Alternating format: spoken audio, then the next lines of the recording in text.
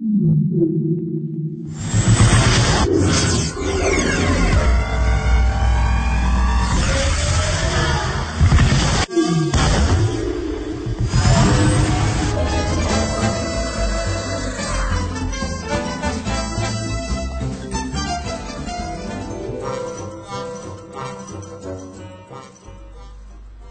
تامر يا جدو تامر، ازيك يا جدو؟ حلو قوي البادي اللي انت لابسه ده. مش هتصدق يا جدو، موضة قديمة قوي. يا بنت انا راجل دقة قديمة وبلبس زي ما جيلنا اتعود وحسب التقاليد القديمة بتاعتنا. ايوه بس يا جدو، مش حاسس انك مخنوق كده وانت لابسه؟ ابدا، هو ده اللبس اللي المفروض الكل يلبسه ويحافظ عليه. فين ايام زمان لما كنا بنلبس الباضي اللي مبين البطن مع البنطلون اللي استرتش الجلد والجوانت الجلد، كانت حاجة اخر روشنة. يا جدو، ده انت كان ليكم تقاليد غريبة خالص.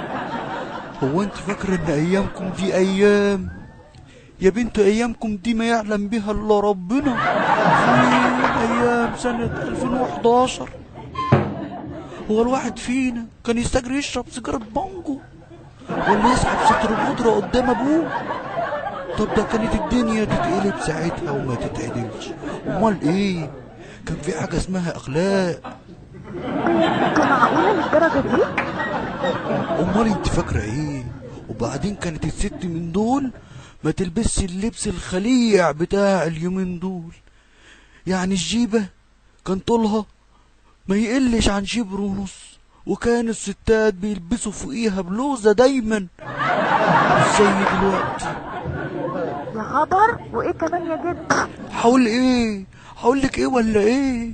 يعني خدي عندك مثلا زمان كنا نسمع الطرب الاصيل لمطربين حقيقيين زي مصطفى قمر وعمرو دياب. كانت الاغنية مدتها اكتر من دقيقتين متواصلين من الطرب الاصيل والسريع الروشة اللي تعمر النفوخ بصحيح. كانوا مطربين روشين طحن وكل كوم والست كوم تاني. مين الست دي يا جدو؟ ياه، في حد ما يعرفش الست؟ الست الست الست لما الست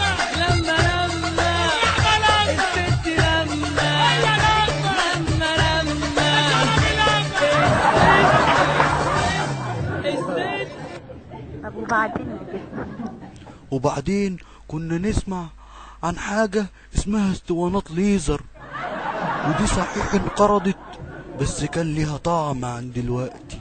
يا سلام يا سلام لما كنا نحطها في الوكمان ونعلقه في حزام البنطلون ونمشي في الشارع كده. الله، كانت ايام جميلة. الله يا جدو، حكاويك ممتعة جدا. ثانية واحدة بس لما صحي شوفي صاحبي عشان بايت معايا في الأوضة من امبارح.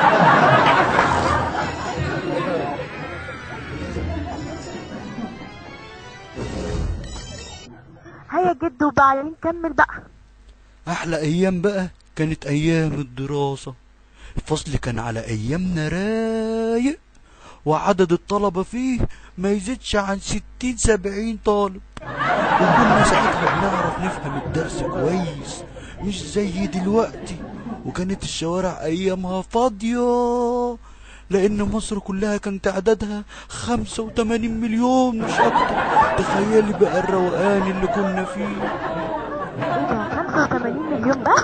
امال ايه؟ علشان كده كانت كل حاجة رخيصة. يعني مثلا كيلو اللحمة يوم ما يضرب الدم كان يبقى ب50-60 جنيه، وكانت خنجوز جزمة ب250 جنيه، وكان الواحد يقدر يشتري شقة تمليك ب350,000 جنيه بس، وكان الدولار ب6 جنيه. تخيلي بقى. عشان كده كان الجواز على ايامكم كان سهل خالص. امال امال ده احنا كان الواحد مننا مجرد ما يوصل سنه 35 سنة يبتدي يفكر في الجواز على طول، وما كانش عندنا الافكار الغريبة اللي بتعملوها دلوقتي. زي انت البنت تقعد مع الولد كام سنة قبل الجواز عشان يتعرفوا على بعض اكتر زيك كده، زيك انت وسوسو صاحبك. انا شخصيا شايف ان ده وضع مش لطيف. ده احنا يا بنت على ايامنا كان لا يمكن ابدا البنت تتأخر بره البيت عن الساعة 4 الصبح. طب ده باباها كان ممكن ساعتها يخاصمها. كده يا جدو، ده انتوا كنتوا متزمتين خالص. يا بنتي ده احنا اتربينا على الاخلاق والفضيلة والعادات والتقاليد. يعني كان الواحد مننا زمان لما يدخل الاسانسير ويلاقي جاره في الاسانسير ممكن يفكر يصبح عليه، ومش بعيد كان يسأله احوالك ايه. كانوا اهل الفن محتشمين جدا، وكانوا دايما يطلعوا بالمايول بكيني، والمذيعات كانوا يقعدوا جنب الضيف مش على ركبته زي دلوقتي. الله يرحم دي ايام. ايه يا جدو رايح فين وسايبني؟ ما اكمل. اصلي كنت موثق جزار على 2 كيلو لحمه واديته 3000 جنيه عربون، وعايز اروح اطمن اذا كانت اللحمه وصلت ولا لا. تشاو سيو يا جدو.